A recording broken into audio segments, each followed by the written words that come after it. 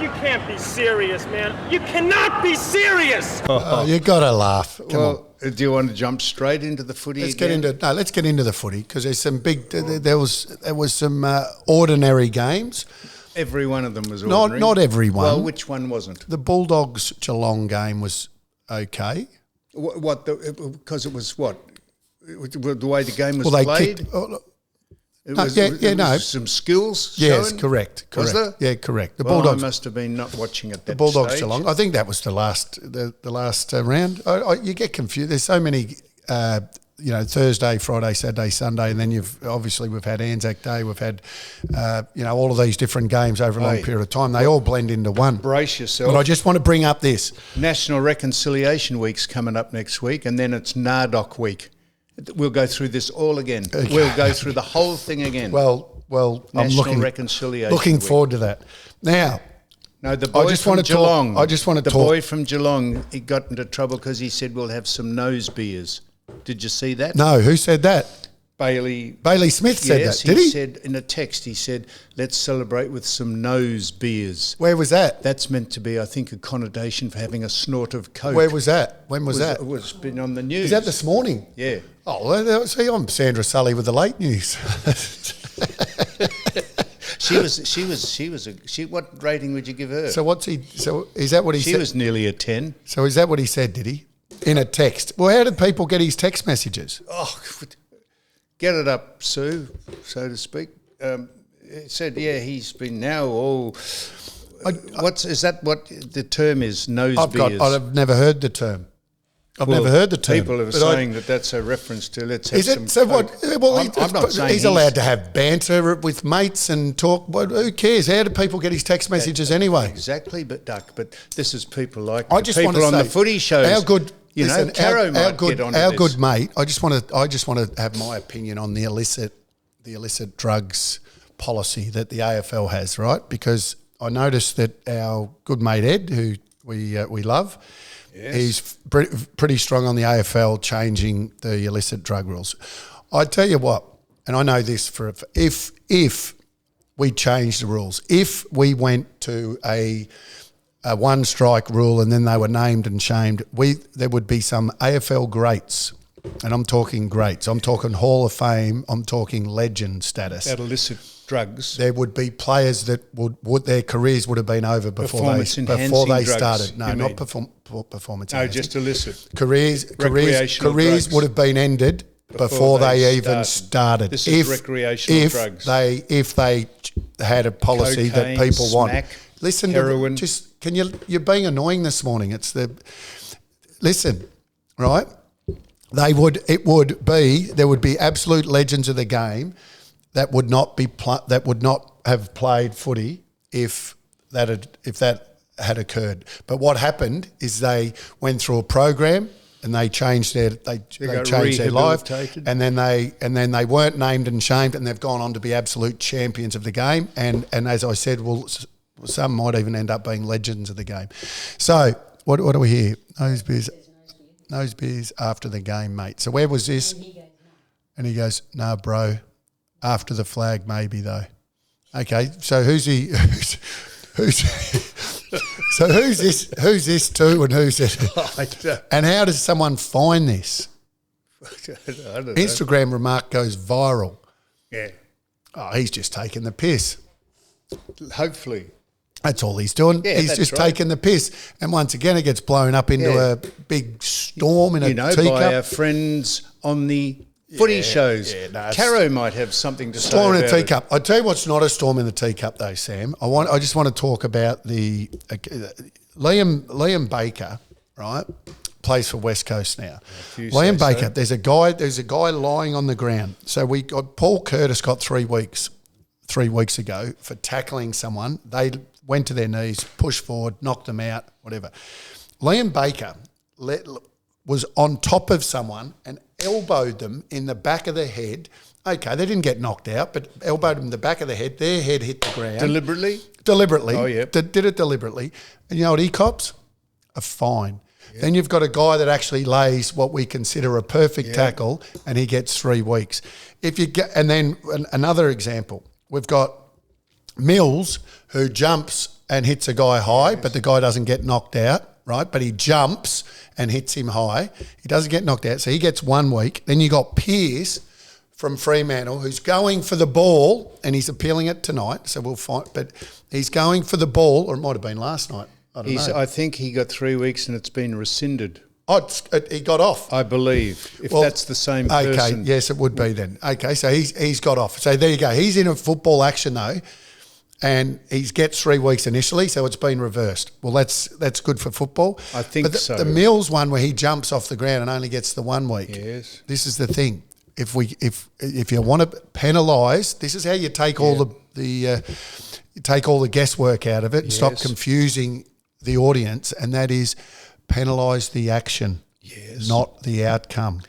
And wouldn't you think that would be the thing to focus on rather than the nonsense that goes on before the games at the Doug Nicholls Indigenous round with all the crap? Just concentrate on the things that make people happy to go and watch the football. No confusion about the rules or the penalties, except for the fanfare. Don't worry about what the fan. So obviously with Sir Doug Nicholls' round, we had a lot of stuff going on. Are you a fan, though, of pre-game entertainment? Do you think our game needs... Remember back in your day, the reserves were on, the under-19s, the reserves, and then the seniors played. So that was the entertainment. You just had a few different games.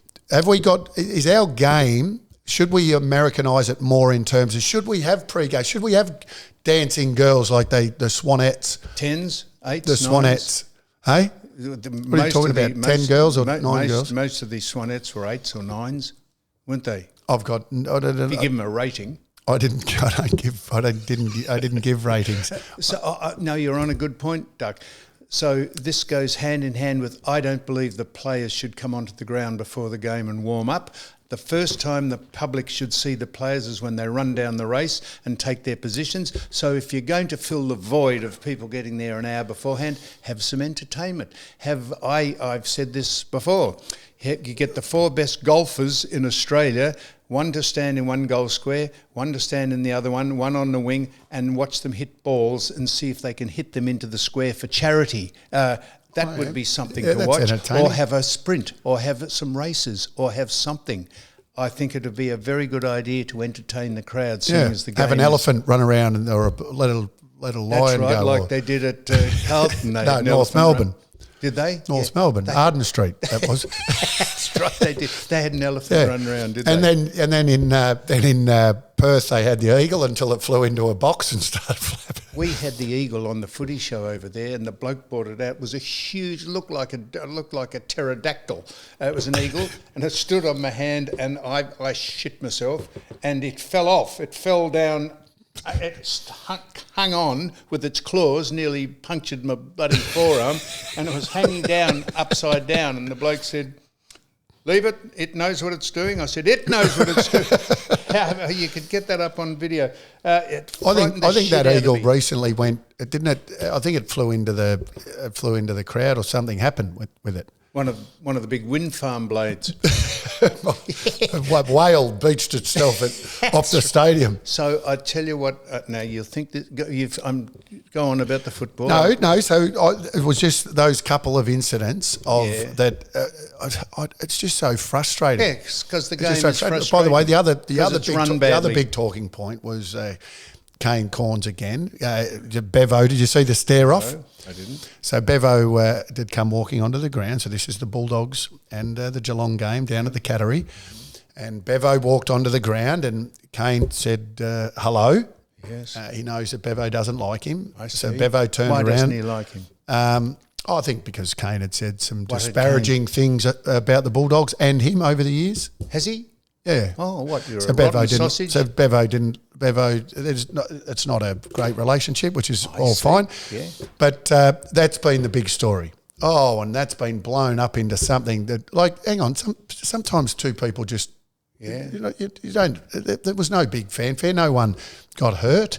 It was good theatre. Talk about entertaining. That was entertaining. Yeah, so you think I like it. Maybe Bevo and Kane could have a stare off before the game as entertainment. You know what? Or so what do you think? Have a game, I'd prefer to entertainment. put a before ring in the game. middle of the ground, and Well, that'd be something. entertainment. So, what entertainment would you? I don't believe the players should be ever seen before Yeah. the game starts. It's just. Well, if you go to Hicksville. America, you obviously have the Super Bowl, the dancing girl. You Yeah. have the cheerleaders, dancing girls, cheerleaders. You have the cheerleaders, and you go to the basketball, you have cheerleaders. Yeah. So, but remember the Blues used to have But it's considered sexist, the exploiting Blues- women for their looks. what? No, that's creating jobs. No, hey, this is like the women that stand in front of the Formula One cars with But the that's pole. creating jobs. That's what I said. You go in America, it's a big thing to be a cheerleader. I was on. I don't know they what all show. try it, don't they? Like you have girls try I was on it. this completely shocking-looking woman on the radio. I don't even know her name. Just a sloth of a woman. She was one of the presenters, and I said, "Why don't they have the grid girls?" And she said, "Oh, you would say that because you're a sexist." I said, "No, I'm not. If your attributes are that you look good physically, why can't you earn $1,000 a day standing in front of a car with a flag? That's your vocation, as opposed to you, who might never get a job standing in front of anything because no one would want to watch you." I got asked to leave the studio. No, she left the studio. Oh, would have been. I did. Oh, you mate. You don't. Well, that's the point, isn't it? No, I have no problem with cheerleaders. You know, the AF having cheerleaders out on the ground. Like you said, you're creating jobs. There's a lot of, and it's an actual skill. Do you think it's an anticlimax if you go to the football, take Connor along, and suddenly Carter. Who's Connor? I don't know. Conor McGregor. Yeah, that's who I was thinking. Carter, I'm Carter. sorry. Yeah, no, that's all right. I didn't do that deliberately. No, I know. I shouldn't mispronounce your son's name. Carter Yep.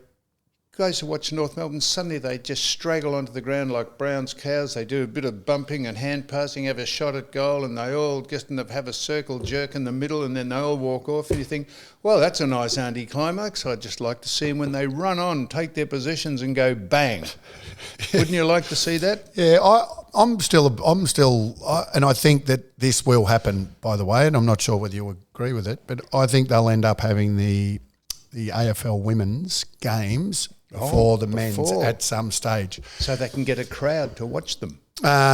Did you see the rugby league women? The NRL women State had of over Origin. 1 million views, I million watched it. people. I watched it. What do you think? It was in torrential rain, wasn't it? I don't know. I didn't Wasn't watch it, it. Sue? I wasn't one of the million. I watched it. Yeah, was it good? It was fantastic. So why are they getting the big crowds or the big audience and we're not? Well, I would say the skill level of having to play rugby union Is or league. easier. Is easier. Yeah. Well, that's right. You run at someone, you throw the ball behind you, so you can't throw it forward, and that's about the only rule you got. AFL is a little more technical than that. I was saying that actually. While you bring the technical side of Aussie rules up, I'm now a coach at Auskick, and there's a lot of back in North Melbourne. No. We're at South Melbourne actually. I see. And there's a Who lot got you of to do that? little kids. Coach Corey. Is that a he's- AFL? That's promotion? AFL. No, it's AFL. But I'm just joining in. So asked you Carter to does do it. Well, the mums and dads, all the mums and dads there that have got their kids All there. your So I've mums got and involved. dads. All Got your involved. mums. But it is amazing how many people, and I've said this heaps of different times. If you can't kick, if you're a parent that can't kick, don't teach your kid how to kick. Because you're teaching them bad habits. That's correct. So you know whether you can kick or not. So if you're a dad or a mum and you're technically not correct, go to someone that is and get them to teach Like your you. daughter or your son to kick properly. Then when they grow up, that will take them a long way to being either a good or a very good or an excellent player and a very good kick. So that when they miss a goal to lose It's just being honest. It's just being honest with your own abilities. So when they miss a goal to win a grand final later in life and they can say, gee, you shouldn't have missed that goal. You say, yeah, well, my dad taught me how to kick back when I was at the Little League. Well, it's like tutor. Like I don't sit down with Carter, who's going to a tutor at the moment. A tutor Yes. to kick. No, certainly not to kick. So that's a skill I do have. No, he's going to a tutor because an academic tutor. Yes, he's only 6. What's he not sharp at? No, he's not. He's not sharp. He's 6. He's in prep. So what's he going to a tutor for? Well, to make sure that he's up to little comprehension things like spelling and reading and just to get ahead of the game. Basic things. Plus, where are the teachers? Don't they teach them how to yes, but it's spell extra, Sam. Extra. Well, you mightn't have needed extra. Well, but that is a slight on the people teaching you. No, if it's you've not. got teachers. What? No, it's not, because a tutor's one-on-one. A teacher's got 15, 20 kids in a class. Well, so if they got a bit of discipline, kids, listen up. This is how to pronounce this word. This is how to spell it. That's what's wrong with the teaching profession. But not all kids get it as easy as other kids. So some kids need a little bit more. So anyway, I was talking about. I'll give. So so Carter goes to a tutor. Charlotte's some done it. tuition about You speech. will? Yeah. Okay. And words. I'd love to see your.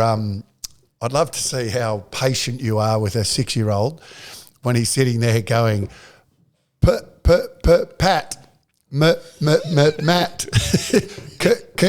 cat. Is that what Carter does? Fat. Has he got a stammer? Chat. No, it's no. He hasn't got a stutter. Stammer. It's pronouncing the start of a word. So you go pat. Is that what they say? That's how they teach So he you. just can't say pat. Yes, he can't. So just. No, but if I'm here with The Carter, fat cat. No, and it's also Carter. That's yes, Cat. yes. He can That's say the cat. thing with He can say cat. Little ears and a fluffy tail. Cat. But when you're teaching them certain, Words. I'm just learning this at the moment because he's been going to this tutor. But it's him understanding the start of a word and the sound that makes. So cat. So he can say cat. He doesn't say cat. He says cat. But him understanding the sound of the word before he says the word. So how does he say? Wayne, Sam, snake. Shut the fuck up, Wayne. Or So- shush. So how does he pronounce the? So if a word starts with ch, Chuck. chocolate. Chump. Yeah. What about chemist?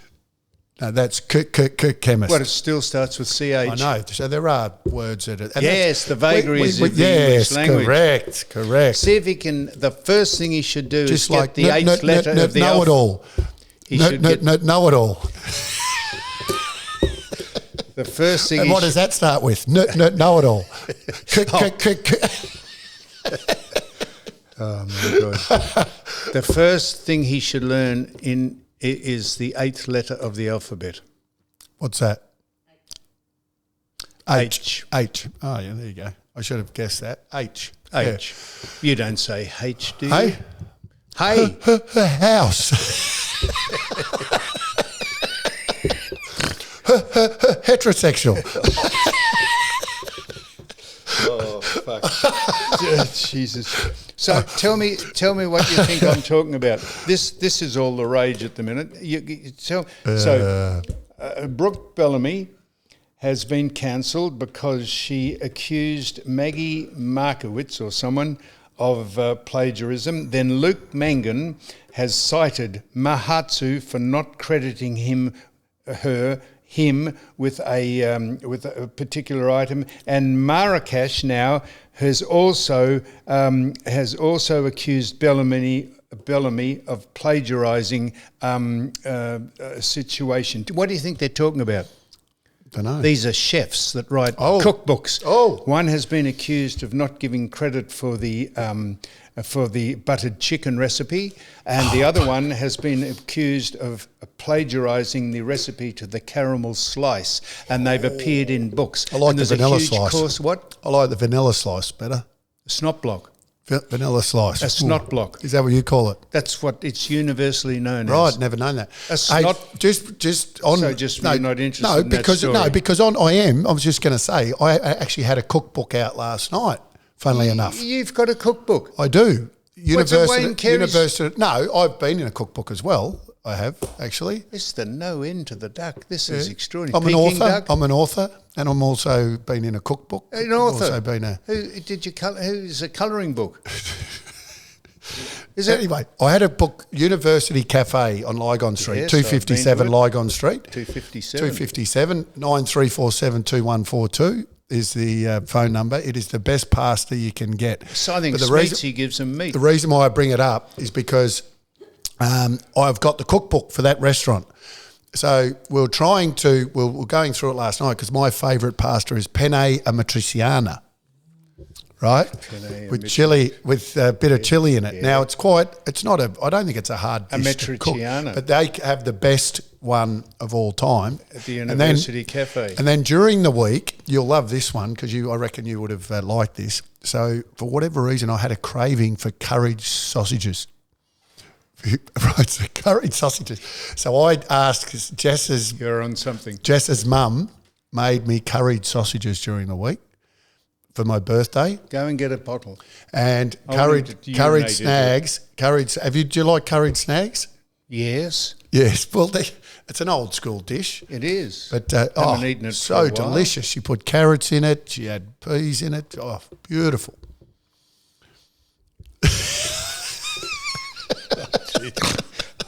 So yeah. Well, then there's there's plagiarism. Plagiarism about food. Yeah. And what you pinched my recipe. How hard would it be to make a date slice? How hard would that be? No, you can't make it the way I do. And buttered chicken, they've stolen the recipe, and they all. Yeah, well, there's clearly they've stolen it off someone that's stolen it off them. That's stolen it off them. Well, who's the first person that ever cooked buttered chicken? Oh, goodness gracious me. Yes. I don't know. Indians. Not the Navajo Indians, European Indians. Yeah. Or the Asian Indians. Right. Okay. So what was the outcome of your stolen recipes? I just thought this has consumed the news. Headlines, and you think, gee, what's this? Has there been a murder? Has someone gone berserk and massacred people? No, it's about pinching recipes and putting them in cookbooks. Could there be any less newsworthy thing going on? I concur with that. I tell you... Who did? Herta. Herta. Where's Herta from, Sue? West Berlin. Oh. The curried snags. I would have thought the Irish would have invented the curried snag. Do you? Well, they like the bangers and mash, in the pubs. Yeah. They have the good old-fashioned, spotted dick. Stews, the big stews. Spotted dick. Do you like Spotted Richard? Spotted dick is a sweet... Richard. Spotted. Let me ask you this question. This is just moving around. So Melbourne beat the Swans, didn't they? They did. They're back the D's. Bullshit. They've beaten the two grand finalists 2 weeks in a row. Do you know Dean Cox? I do know Dean. I know Dean. He's a lovely man. What? I've met Dean. Jesus Sage Christ. Yes. What about him? He's a lovely man. Very good player. 6-time All-Australian. Premiership player. I think he's too excitable to be a coach. He is frantic, frenetic in the box. How can you make cool, calculating decisions when you are the biggest cheerleader in the whole club? He can't watch a game. He is too excitable. Unlike, Sam Mitchell's got it. He's Sam. Nice. What about Chris Scott? Very calm. Pretty calm. Doesn't, Yes, I know we can go through them all, Yeah. but I was just giving you the contrast. Yeah, I was giving you a couple more examples. But if you watch a game and you're not excited... Ken Hinkley's quite a, sort of exuberant Ebullient. coach. Yeah. Coach. Well, I'm just talking about Dean Cox. Alistair Clarkson is a passionate Let's coach. go through He has all the been. coaches. I think Dean Cox is too excitable. He's got to relax. How can you just have an overall appreciation of the game if you're on tenter? I noticed someone in a thing said, we're on tender hooks. If I could have found that tweet, I was going to say, if you're going to write about tender hooks, get that right. It's tenter hooks. It's not tender hooks. Oh, it's tenter. Tenter. Oh, I've always said tender hooks. Yeah. Thinking, tender. Tender. Yeah. What's tenter? Well, what's tenter? What's tenter mean? Tenter means it's they're hooks that you hang up. You hang up things on. You hang things on tenter hooks. On tenter hooks. Hang so the actual hook is called a tenter hook. Yes. All right, And because it's I not- think we say tender hooks because we're ignorant. No, because you'd be No, quite 'cause- tender if a hook went into you. No. Because we're ignorant. That's why we say tender hooks, because no one knows. Okay. It's What? like, Yeah, there you well, are. tender. You say you're on tender hooks. you say you're on tenter hooks. Yeah, but if you say you're on tender hooks, Yeah. that means you're very close to, Yeah, you- being in trouble. Yes. But it doesn't mean that. Okay. Because it's a completely erroneous word. All right. No such word. No Should such do phrase. Sam's tutoring lesson. Yeah, I'll bring Carter in. I don't know what the stuttering is. Why No, have you it's got not. to- No, it's him practicing the start of a word. It's not the stutter. Have you picked up on anything that I've said? Yeah, I've got to put the start of a word. Yeah, so it teaches them So if you how to do it. So at the moment, he's going chopper.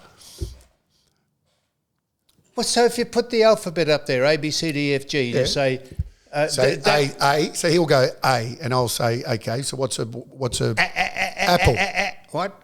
Apple. Why did you just say apple? He can say apple. It's just teaching them this. Oh, anyway, don't. This is what he's learning with the tutor, mate. If you want to if you think you got a better way of teaching, then I haven't got a better way of teaching. I don't understand if I you think put a it'd be very- letter, you put the letter N up on the board and say, give us a word. knob. That's K. I know. Fuck me. Oh, I knew. I'm having you tested after this. I'm going to drive you to a clinic. I knew that you were going to say. I tumbled in there. Oh, you did. So here's a question for you. Yep. I was interviewed by Trent Cotchin. Oh, yes. So you did. So you went and did the. Very nice man. He's You've a been good. You know what? interviewed him? Trent Cotchin, when he first started in AFL footy, and he's a young man. He was a 35 possession player, winning B&Fs, doing all that sort of stuff. And then when he and Jack Rewalt and a few others at that footy club, when they decided team first, Trent Cotchin's one of the great premiership captains, in my opinion. He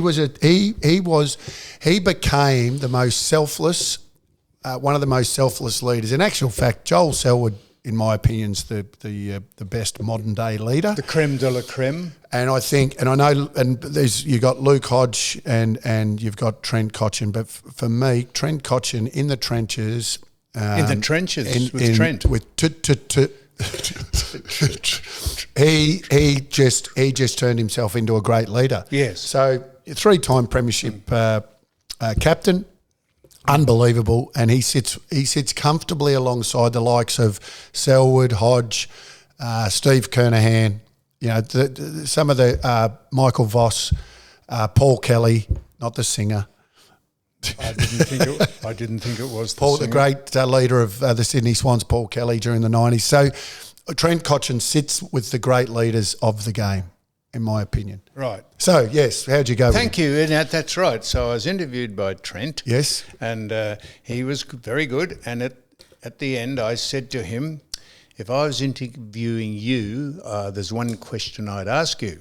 And I wasn't trying to embarrass him.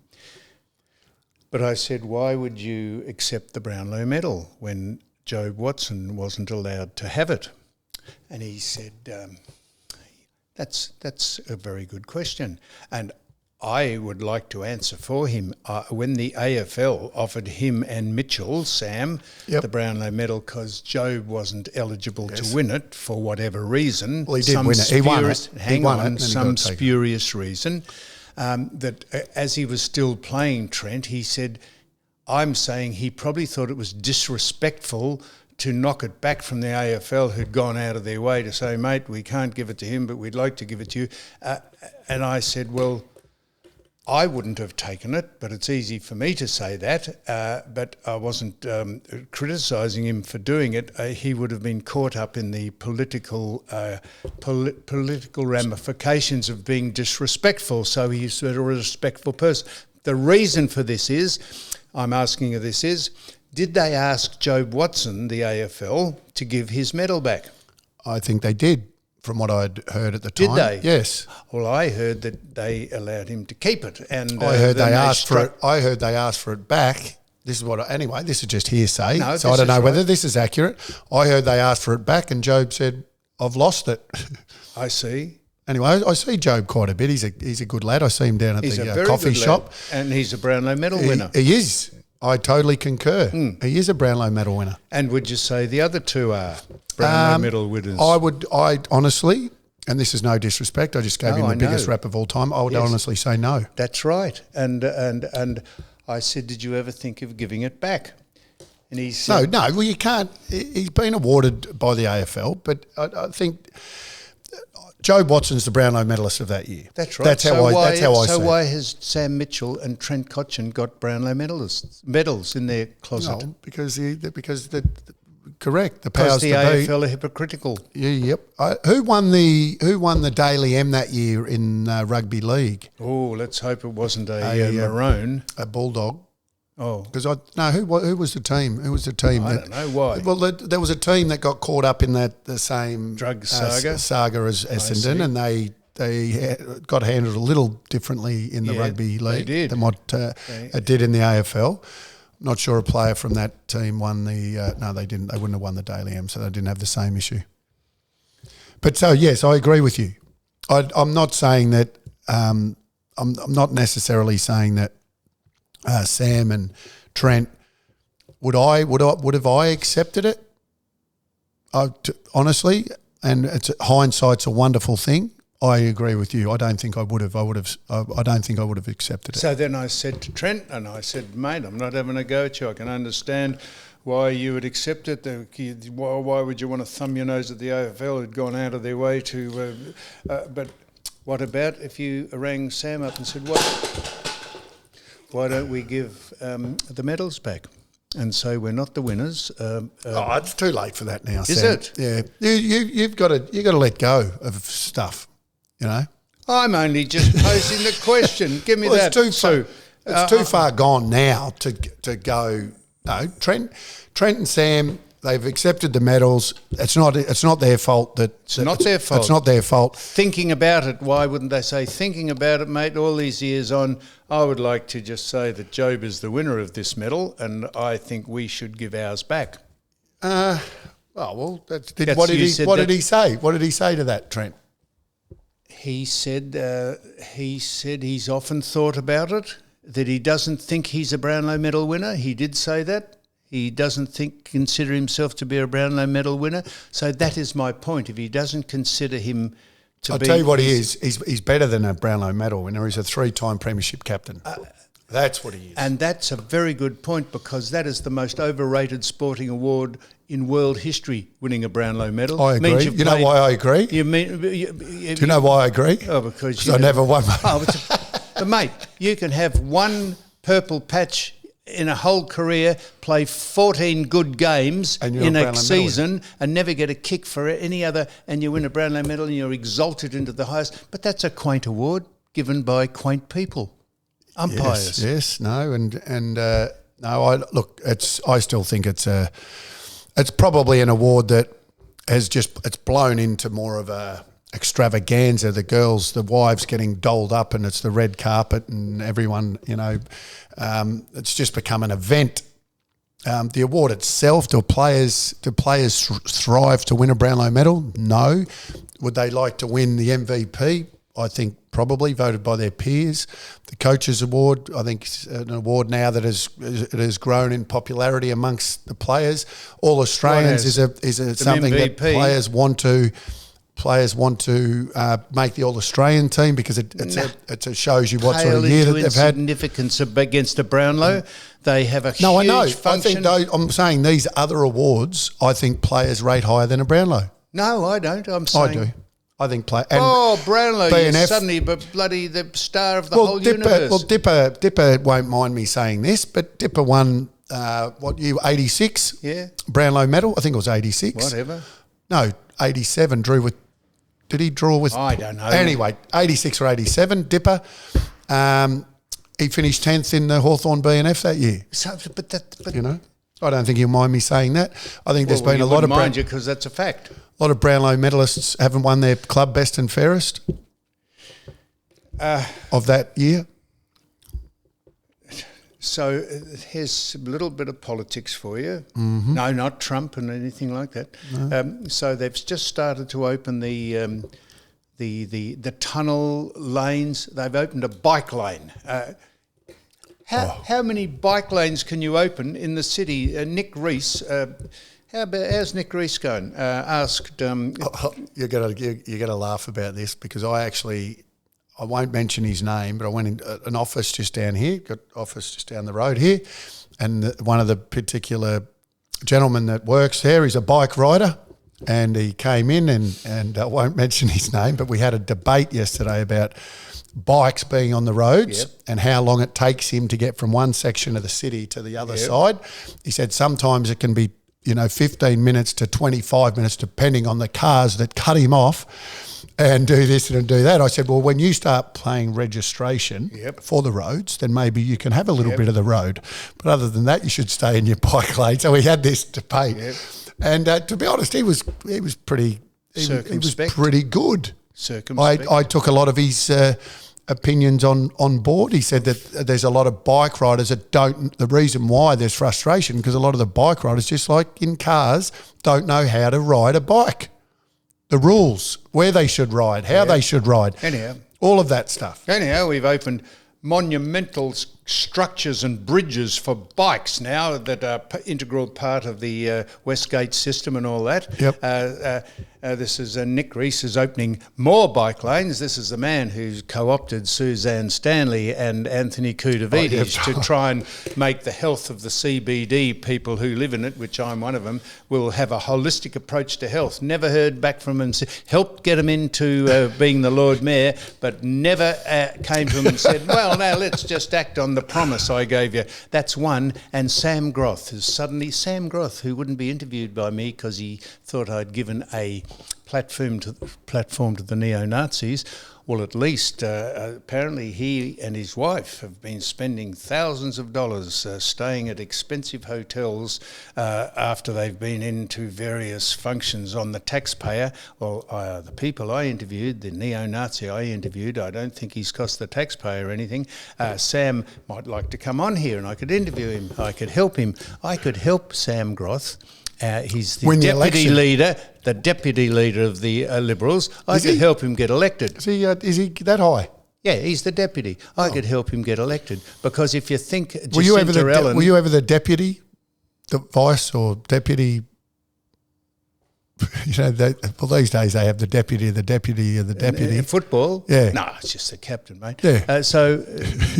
What have they How said? many years were you captain for? Well, I was a captain for 2 years because after the second year, Richmond tried to recruit me, and I was going to go to Richmond. And then they gave you the captaincy to keep you. No, they didn't. Rod Olsen then became the coach of Geelong. Very good man, very good coach, and he took the captaincy off me when I couldn't go to Richmond because they wouldn't clear me. And he said, well, seeing as you're trying to leave the club, he said, we can't make you the captain, which was absolutely fine. And it was a very sensible decision. So Sam Groth could... I said to Jeff Kennett when I interviewed him, I said, you know who's going to get in the next state election, don't you? Yeah, Jacinta Allen's government will get in again, or whoever's the leader, because they've got no one at the top. And in fact, both the leader and the deputy leader, Sam Groth, could do a lot worse and come in here and be interviewed by me. Well, they'd get on the news. Yeah, they'd get on the news. Get a little bit of publicity. Now, finally, this is from me. What do you think? This is just a little. Just want to know if you're around it, and you can take this home to Carter, and he can go. No, not sure. What is the most powerful army in the world? This is not a joke. The 10 top armies in the world. What is? I know the two that you'll say, but they're not. What do you think is the top army in the world? Well, I would have said probably China, of course, and the US. Of course, they're the two that I would say. Well, no, the US is second. China is. Isn't that what I just said? China and US. The top army in the world is not. The US. But I got the US. I said US second. I said to you, you'll probably give the obvious answer. So I got the US and being China second, and China's fourth. China's fourth. Okay. Yeah. What do you think is? This is not a trick question. Okay. Russia. No. Germany. No.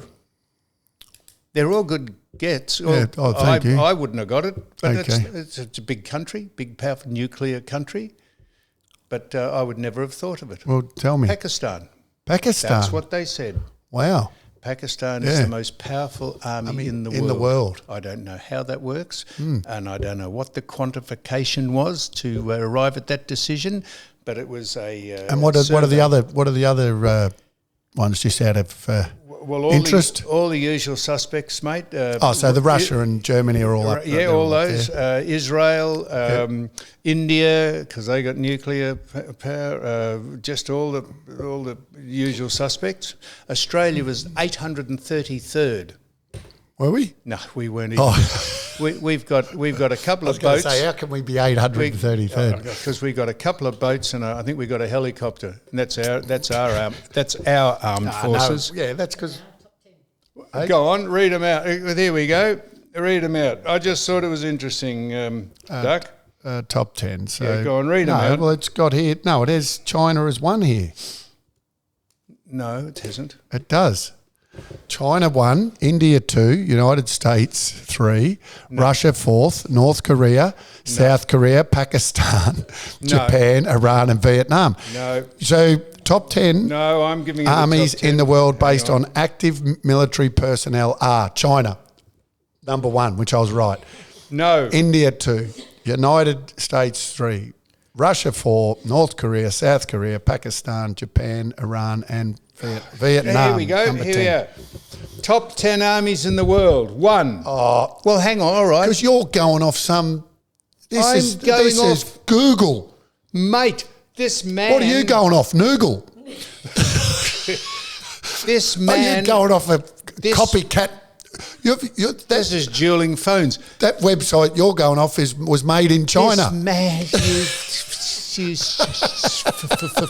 fucking idiot. This man is reading out the list in order of the top 10 armies. Well, this is what Google said. So that man. Well, I'm hardly. You can't criticise me for being wrong. He says Pakistan, USA, India, China, Russia, Germany, Israel, France, Turkey. The China's first. Well. India's second, United States, Russia, North Korea. As I said, so you know what? Neville might have no idea. Well, who said the Google? Who said that was correct? Thanks, Sue. I knew I was right. No, you're not right. Well, I said China, United States, and India. If you want, now I don't usually. Someone sent me this. Have you ever heard of Rowan Dean? Rowan Dean. He gives I've heard of Torval and Dean. or Roger Dean played for Richmond, or Rowan and Martin. Torval and Dean, I've heard. Yeah, and Rowan and Martin. Ice skated. Yeah, I know who they are. No, so who's this Dean? Rowan Dean gives political comment on Sky, and someone I recommend you to getting what he said about the state of this country and this state that we live in. He was absolutely spot on, which leads me on to the fact that immigrants and the children of immigrants are decimating. We're immigrants, I suppose, if you consider we all came here at colonisation. But you know what I'm talking about. The immigrants and the children of immigrants are decimating this country by the machete attacks that happened out at Knifeland or wherever they happened, Northland, didn't they? This is, and he was on about this, Rowan Dean, What do you think about of the immigration. What do you think of the reaction to what happened there? Like, so they're now saying there's a ban. Why wasn't there always a ban on machetes? I would have thought that should have been a ban. Oh, maybe, I don't know, 30 years ago. And half, they've rounded most of them up, and half of them are out on bail again, out on, No, but I'm just saying, what do you think of the reaction, the banning of the machetes? This lame-assed government who has at every turn done everything they can to make our life a misery in this state. From the Andrews government to the Allen government, they never learn. And for God's sake, let's hope the New Zealand copper who's come out of retirement steps in with no bias and no preconceived ideas of how a police state should be run, and nails the people who are decimating our country. Well, it's just gone on. This primarily youths of African appearance. The home invasions and everything Sorry else. to say that. Doesn't matter who it is. The home invasions and the people running around supermarkets and stuff with machete. Like, if you just walk out of the house and you've got a machete or a knife in your pants, you're up to no good, let's be honest. I mean, this has taken far too long to get on top of, and I dare say that we've got a fair way to go. There's 10,000 signatures already been signed. I'll sign 10,001. For what? Get rid of machetes. No, I wasn't going to say that. What? 10,000 signatures have already been garnered to stop a statue of Daniel Andrews being erected. Oh, yeah. No, well, definitely 10,001. We need 100,000. Oh, well, let's get, you know what? Everyone get behind. Let's sign that. If you know how to sign or where to sign up. Where do you sign up? I don't know. Google it, but then go in and do it, or send it in, or do something. I 100% would sign that, Sam. Would you cut it down if you thought you'd get away with it? I wouldn't, but I might get a machete. Well, Duck, this has been enlightening. This is that noise that you heard. This was. You wouldn't put a sample of urine into that for us, would you? Yeah, I sure can. Could you get your dick in the? Could you get your dick in there? Would it fit in there? Hey? Oh, okay. Come on. I'm going to have you tested. You've been completely off the charts today. No, I've had a good laugh today. I'll tell you what. I've been very. I've learned a lot. I've learned. Would you get it in there? I'll tell you what I have learnt. I'm now starting to suck you in with like little things. Just starting to. What is he talking about? No, know it all. All right. All right. Well, I'll leave that there. If you could just leave a deposit. I've actually got to go and do a urine test.